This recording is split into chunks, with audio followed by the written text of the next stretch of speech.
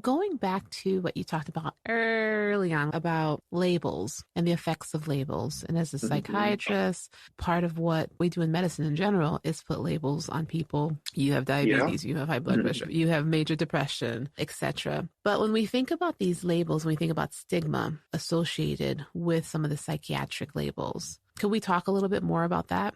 Yeah, I love that, because as much as we're doing our part, and I'm certainly trying from my perspective to eliminate some of the stigma surrounding psychiatric treatment, and also even again for psychiatric training and for people who are interested in the field, it still exists. And it's a big part of what we have to face on a day-to-day basis, is how to reduce that stigma, how to help people to feel comfortable. Now, what differs between a diagnosis in psychiatry and a diagnosis in other areas of medicine is because we don't understand fully the mind-brain disconnect. We have a disconnect. There's the physical components of the brain, the neurons, the neurotransmitters, but then there's this concept called the mind that really we still have no idea what it is. So we lack those objective measures where you're able to look at imaging, you're able to order a blood test, things that can lend themselves to the diagnosis that help make people feel a little more comfortable that that's exactly what's going on. In psychiatry, we don't have that option. They have to kind of trust basically our clinical assessments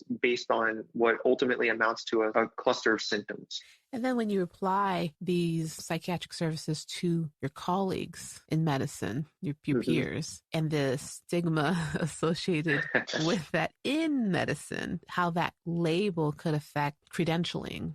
Yeah, for sure. I think a lot of people who are physicians, and there's a lot of physicians that seek psychiatric treatment, so I don't want to make it sound like all physicians are apprehensive about seeking treatment if they need it. They do get it. The only thing I think that could maybe affect your credentialing and things of that nature would be an involuntary admission to a psychiatric hospital if you were determined to be a danger to yourself and then you were committed. Those things do follow you around. So there are some things to be mindful, but the general treatment of, say, depression or anxiety or something along those lines, I think is largely a reasonable thing and shouldn't affect physicians too much. But there's that worry that, well, what if my colleagues find out? Will people see me differently or view me differently? So there's always that stigma and worry. And there's the questions about, have you been diagnosed with psychiatric condition that is on that application for renewal of your medical degree?